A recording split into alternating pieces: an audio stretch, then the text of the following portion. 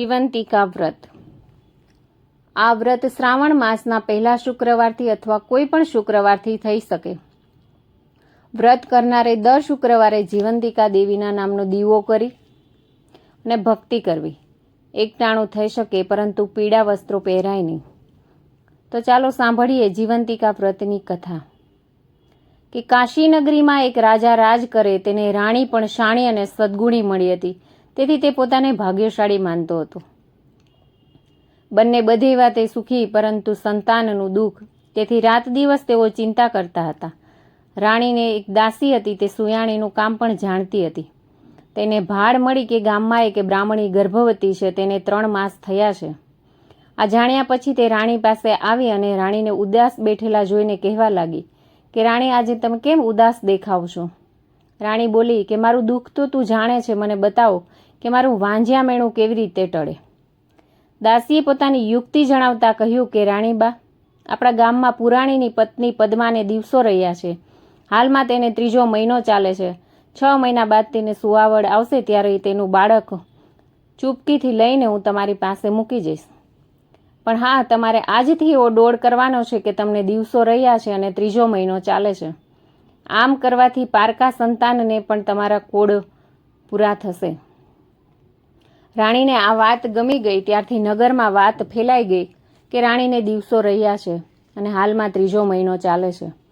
ખરેખર ભગવાને રાજાની લાજ રાખી. 9 માસ પૂરા થતાં પુરાણીની પત્નીને પુત્ર અવતર્યો. તેની સુવાવડ કરવા સુયાણી તરીકે પેલી દાસીને બોલાવી. તેને રાણીને કહ્યા મુજબ બ્રાહ્મણીએ અવતરેલા છોકરાને ચાલાકીથી રાણી પાસે પહોંચતો કરી દીધો ને ઠાવકું મોઢું રાખી મહેલમાંની બીજી દાસીઓને તેને ખબર આપી કે રાણીબાને એક રૂપાળા પુત્રને જન્મ આપ્યો છે. દાસીઓએ આ વધામણી સાંભળી અને ખુશ થઈ ગઈ. આખા નગરમાં સમાચાર પ્રસરી ગયા. રાજમહેલમાં આનંદ હતો. ત્યારે પુરાણીને ત્યાં રોકકળ મચી ગઈ. બ્રાહ્મણીને બાળક અવતર્યું, પણ તે ક્યાં ગુમ થઈ ગયું તેની કોઈને ખબર પડી નહીં. આથી બ્રાહ્મણ અને બ્રાહ્મણી કલ્પાંત કરી રહ્યા હતા. બ્રાહ્મણી દર વર્ષે જીવંતિકા દેવીનું વ્રત કરતી હતી. આ વખતે પણ શ્રાવણ મહિનાના પહેલા શુક્રવારથી તેને જીવંતિકા દેવીનું વ્રત આદર્યું હતું. તેણે 3 શુક્રવાર પસાર થઈ ગયા હતા, એટલે તેનું શ્રદ્ધાપૂર્વકનું વ્રત ફળ્યું. જીવંતિકા દેવી તેના ઉપર પ્રસન્ન થયા અને તેના પુત્ર રાણી પાસે હતું તેમનું રક્ષણ કરતા હતા. બ્રાહ્મણીનો પુત્ર રાજાને ત્યાં લાડકોડમાં ઉછેરવા લાગ્યો. દિવસે દિવસે કુંવર મોટો થતો ગયો. ભણીને તે હોશિયાર થયો ત્યારે રાજા એકાએક મૃત્યુ પામ્યો. હવે રાજગાદી પર કુંવર બેઠો હતો. તેણે કુશળતાથી વહીવટ ચલાવીને પ્રજાનો પ્રેમ સંપાદન કરી લીધો. એક દિવસ કુંવર પિતા રાજાનું શ્રાદ્ધ કરવા જરૂરી સામગ્રી લઈ તીર્થધામ તરફ ચાલી નીકળ્યો. ચાલતા ચાલતા તે સંધ્યા ટાણે એક ગામમાં આવી પહોંચ્યો.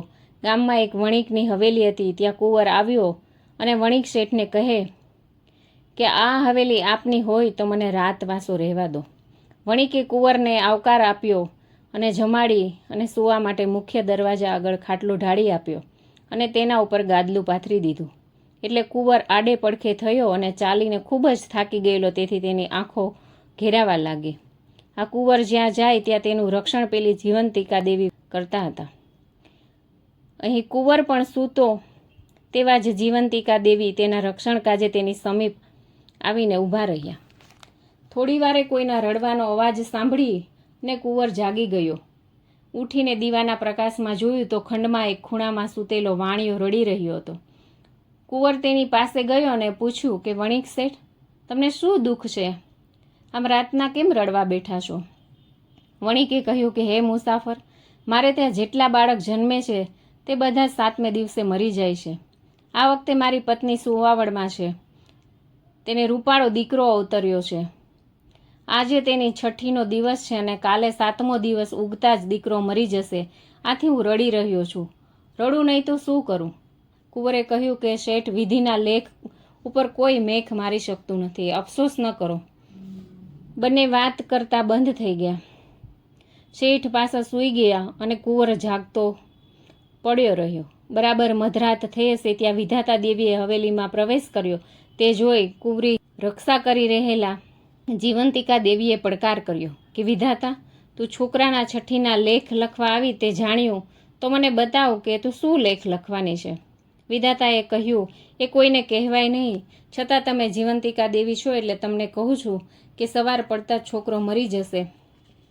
આટલું લખવાનું છે. જીવંતિકા દેવી કહે કે હું આ ઘરમાં છું એટલે છોકરા માટે તું આવું અશુભ તો નહીં જ લખી શકે.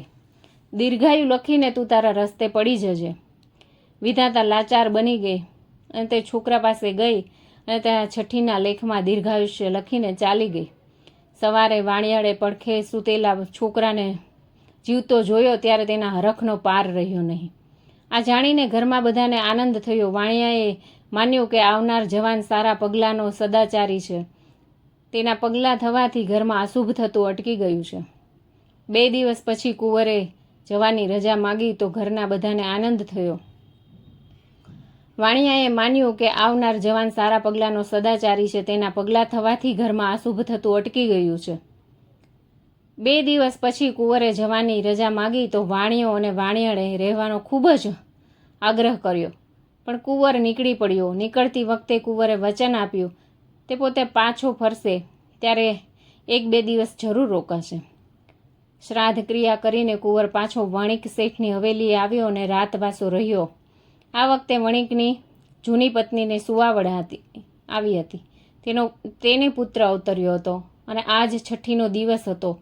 આજે પણ મધરાત થઈ એટલે જૂનીના છોકરાના છઠ્ઠીના લેખ લખવા વિધાતા દેવી પધાર્યા. ત્યાં તો જીવંતિકા દેવીએ પૂછ્યું કે હે વિધાતા, આજ તો કંઈ સારા લેખ લખવાના છે ને? કહે તો ખરી, પણ બાળકના છઠ્ઠીના લેખ કેવા છે? વિધાતા દેવી કહે કે સવારના તે મરી જશે. જીવંતિકા દેવીએ પહેલાંની જેમ હઠ કરી એટલે વિધાતા દેવીએ છઠ્ઠીના લેખમાં દીર્ઘાયુષ્ય લખી અને પાછા ફર્યા અને બોલ્યા કે એક વાત પૂછવાની રહી ગઈ કે બહેન, પહેલાં પણ તમે અહીં હાજર હતા ને આ વખતે પણ તમારી હાજરી છે, તો તમારા પધરામણીનું કારણ બતાવો. આ વખતે જ કુંવરની આંખ ઉઘડી ગઈ અને પોતાના ખાટલા આગળ કોઈ વાતો કરતું હોય તેવું તેને લાગ્યું. હજુ પણ બંને વાતો કરતી હતી. જીવંતિકા દેવી કહે કે બહેન, ખાટલામાં સૂતેલા કુંવરની માતા 7 વર્ષથી મારું વ્રત કરે છે.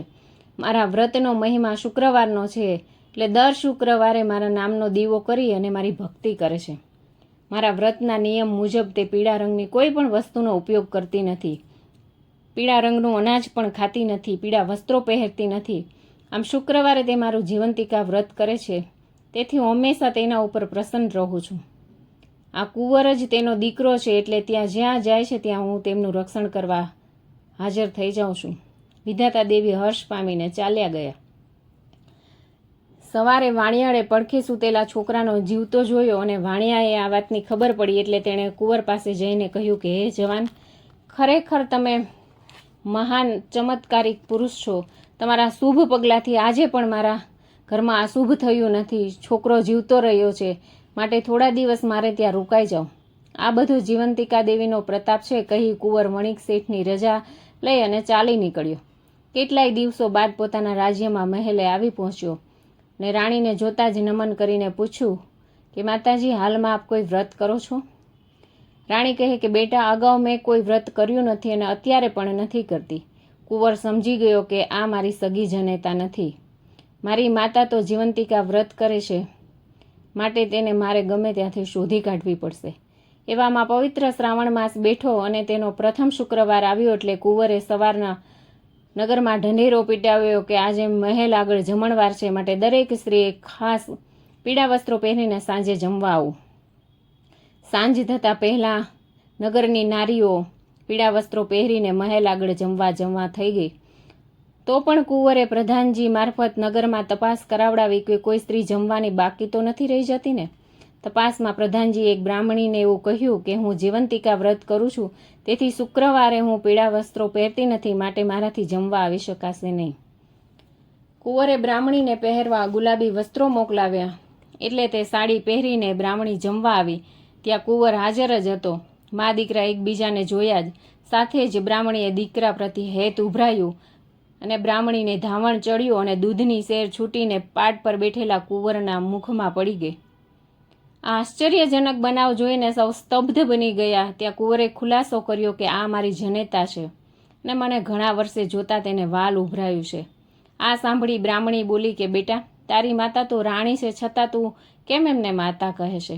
કુંવરે બંને દેવીઓ વચ્ચે થયેલી વાતચીત કહી સંભળાવી. વધુ ખાતરી કરવા તેણે રાણી પાસે જઈ અને બોલ્યો કે રાણીબા, સાચું કહેજો, હું તમારો સગો દીકરો છે કે નહીં, કે મને પાળી પોષીને મોટો કર્યો છે. રાણીએ ખરી હકીકત કહી એટલે સર્વમાં જાહેર થઈ ગયો કે બ્રાહ્મણીએ જ કુંવરની ખરી માતા છે. આ વાતની ખબર જમવા આવેલી સ્ત્રીઓમાં પડતા તે બ્રાહ્મણી પાસે આવીને કહેવા લાગી કે હે ગોરાણીમાં, તમે જીવંતિકા વ્રત કરો છો તે તમારે કરવું છે, તો તે વ્રત કેવી રીતે કરવું તે સર્વ વિધિ જણાવો. બ્રાહ્મણીએ કહ્યું કે શ્રાવણ માસના પહેલા શુક્રવારથી આ વ્રતનો પ્રારંભ કરવાનો. જો પહેલા શુક્રવારે કોઈ આરણ કારણ હોય તો બીજા શુક્રવારથી પણ આ વ્રત લઈ શકાય. વ્રત કરનારી પીળી વસ્ત્રુનો ઉપયોગ કરવો નહીં. વ્રત કરનારે સવારે નાહીને જીવંતિકા માતાનું નામ લઈ 5 દિવેટવાળો દીવો પ્રગટાવી માતાજીને નમન કરવું. પછી હાથમાં ચોખા લઈ ચારે દિશાએ ઉછાળવા, જેથી પરગામ વસતા બાળકોનું જીવંતિકામાં રક્ષણ કરે. માતાના નૈવેદ્યમાં સાકરનો કંસાર કે શીરો ધરાવવાનો, એમાંથી વ્રત કરનારે એકટાણું જમવાનું અને બાકી વધે તે પ્રસાદમાં વહેંચી લેવું. 5, 7 કે 9 વર્ષ પૂરા કરવા પછી આ વ્રતનું ઉજવણું કરવું. તેમાં સૌભાગ્યવતી સ્ત્રીઓ, કુમારિકો અને બાળકોને જમાડવા અને તેમને ગુલાબી વસ્ત્રો આપી અને રાજી કરવા. બ્રાહ્મણીએ આમ વ્રતની વિધિ જણાવી, વ્રતનો મહિમા સમજાવ્યો. આથી જમવા આવેલી સ્ત્રીઓએ શ્રાવણ માસમાં જીવંતિકા દેવીનો વ્રત કરવાનો સંકલ્પ કર્યો. બધી સ્ત્રીઓ મહિમા ગાતી ગાતી પોતપોતાના ઘરે ગઈ. હે જીવંતિકામાં, તમે જેવા બ્રાહ્મણીને ફળ્યા તેવા સૌને ફળજો. વ્રત કરનાર અને કથા વાંચનાર અને સાંભળનારના ઘરમાં સુખ શાંતિ સ્થાપજો.